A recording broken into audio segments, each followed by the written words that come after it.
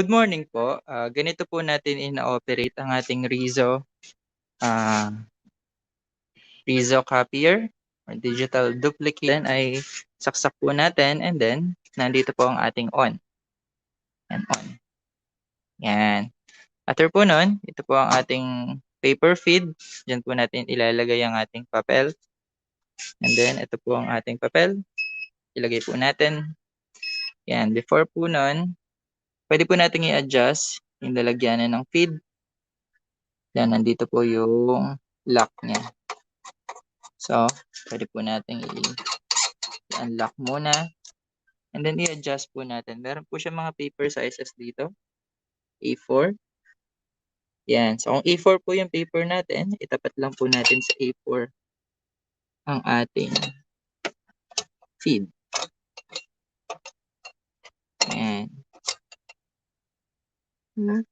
Yan po. So, ilock na po natin na.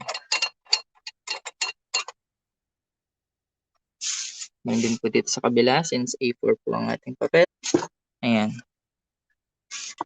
Pag nakalagay na po ang ating papel, hanggat maaari po, since marami po tayong ipapaprint, marami po yung ilalagay natin. Pero demonstration lang po ito. Yan, ganyan lang po muna natin. So, ang gagawin po natin, pipindutin lang natin yung yellow button dito. Pindot lang po.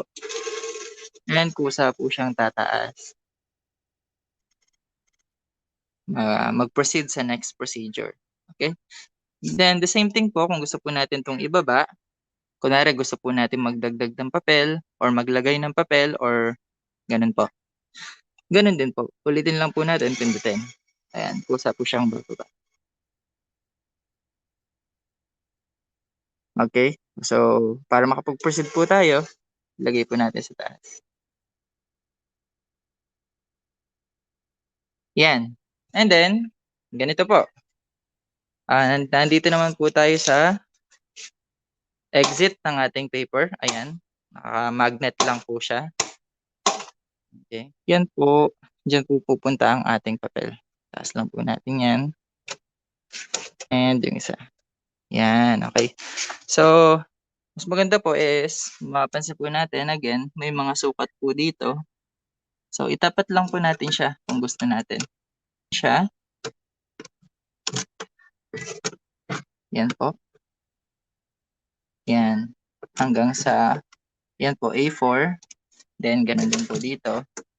Sa may A4, tapat lang po natin. Yan. Okay? And then, yan. Baba na po natin yan. Yan. Yan lang po. Okay na po yung paglalabasan ng ating paper after niya mag-copy. Susunod naman po is, kung saan po natin ilalagay yung mga ikakopy po natin. So, dito po yan. Sa taas. So, for example, ito po yung ating ipa-photocopy. Ayan. Dito po yung taas. Dito po yung taas. Taas po yan. Iikot lang po natin yung papel.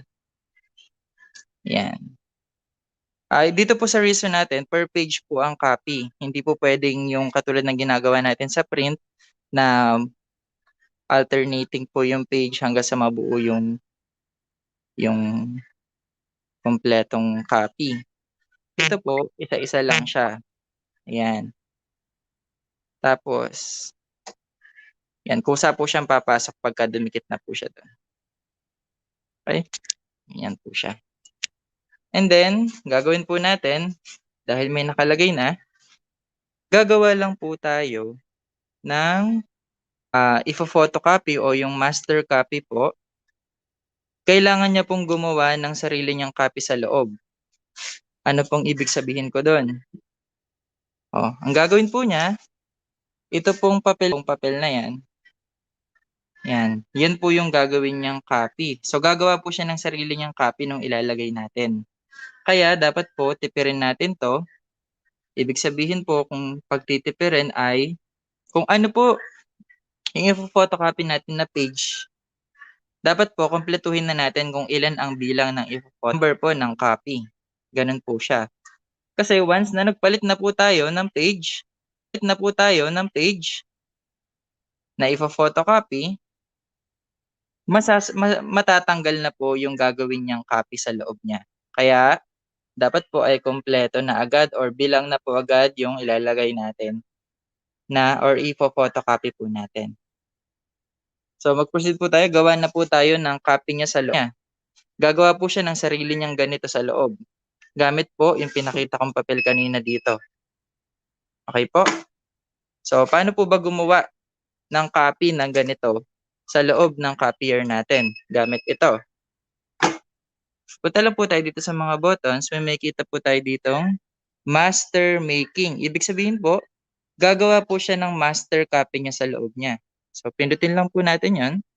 Master making, click. Ayan, gumagawa na po siya niyan.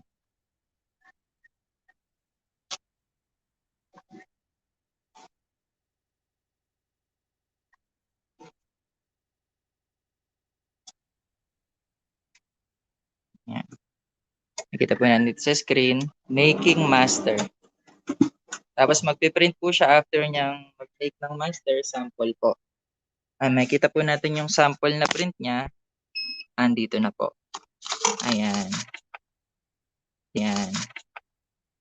Yan na po siya. Ayan, kung papansin po natin, medyo malabo-labo po siya kasi nagsisimula pa lang po tayo mag-print. Pero pag nakarami na po siya ng print, okay na po. For example po, naka 10 pages na siya. Paano po ba natin gagawin yon? For example, gusto po natin na masigurado na malinaw po yung ibibigay. Pwede po tayong mag-copy muna ng 10 pieces. So, pinutin lang po natin yung 1 and 0. Ayan, makita pa natin sa screen yan, lilitaw. 10. Ayan, po, ready na siya. So, gawin po natin, start lang po.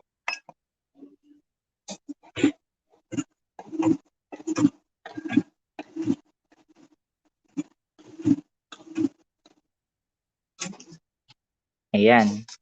So, tingnan po natin. Ayan. Kung mapapansin po natin, ito po yung unang nilabas. Ayan, medyo malabo pa po siya. Pero pagka titignan po natin yung yan, medyo lumalabo na po siya starting ng pangatlo. So, dapat at least mag-print po tayo ng unang 5 before po natin i-go yung lahat ng ating ipapa-photocopy. So, pagka nagprint na po tayo ng 5, so kung ilang copies po ba ang kailangan natin? Kung 200 copies po, lagay po lang po natin 200. Ayan, 200. Tapos po, start natin. Ganun lang po. Ngayon, pagka may problema po, hindi po natin alam kung ano nangyayari sa machine, pindutin lang po natin yung stop. Kung nagkamali naman po tayo ng mga pindot, ito po yung clear na. So, ganun lang po yun. Ganun na po tayo mag-operate ng photocopy, copier ng master pagka naubos po yun nandito. Ngayon po, since nandyan pa po yung master, pwede po tayo mag-print ng mag-print. Kunwari, hanggang 20,000 copies po yun na pwede po natin gamitin yung master copy po natin. 20,000 po. Eh, hindi naman po siguro tayo abot ng 20,000 per page. So, yun po. Siguro mga 1,000 per page lang po tayo or 1,500 per page. Pwede po natin gamitin yung master na yun hanggang sa makompleto po natin yung bilang. Okay? Ngayon po, kunwari, pupunta na po tayo ng page 2, kukuha po ulit tayo ng bagong paper.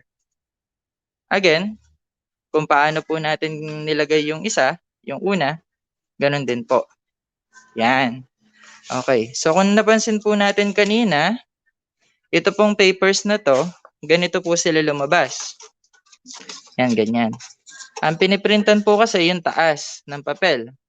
So, yan po, nauuna po yung title dito banda. So, ngayon po, kung sakaling page 2 po siya, tas back to back siya, gagawin po natin, iikot lang po natin. Ganyan. Yan po. Ganyan. Ganyan.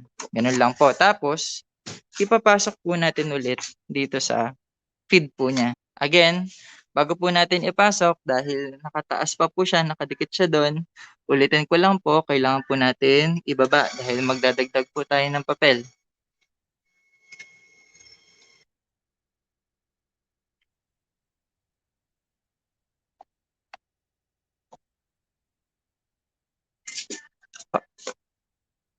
Ayan. Tapos 'pag nailagay na po natin yung paper natin, pilitin lang po natin ulit dito sa side, tataas na po siya.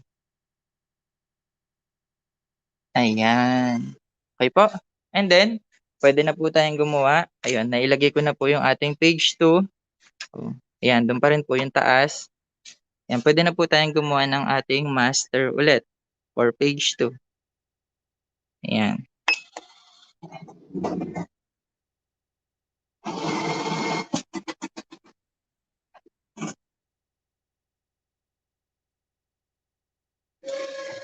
Ngayon kung nagtataka po kayo kung saan napupunta yung mga ginagawa niyang master after gamitin, dito po yung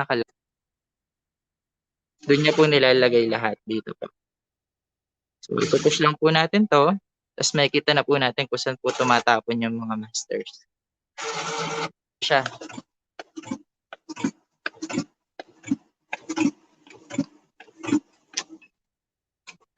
po natin, ayan, naglagay na po kasi ako ng 10 kanina, kaya nag-print na po siya ng 10. Kasi 10 po yung nilagay ko kanina.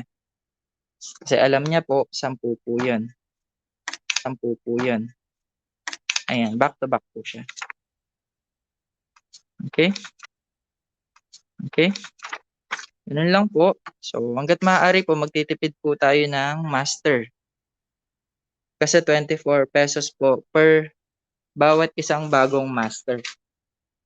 So, ₱48 na po 'yun. So, hangga't maaari po bawat isang master i-maximize na po natin kung ilang piraso talaga yung gagawin natin. Okey po. So, gano'n lang po. Wala na po tayong ibang babaguhin dito sa mga 'to. Wala na po 'yan. Ito lang po yung so, ayan po. So, ngayon po, puwede po tayong gumawa ng test print. Parang nagpi-print lang po tayo ng isang piraso nun. So, gusto po natin mag-test print, dito lang magpi-print po siya ng isang piraso. Gusto po natin mag-test print ng 5, o 'di pindutin lang po natin 5 ta's start na lang po natin so, naintindihan po ba? Ayan, ganyan po tayo mag-operate ng Riso, Riso. Okey po. Salamat po sa panonood. 'Yan po ang ating tutorial ngayon sa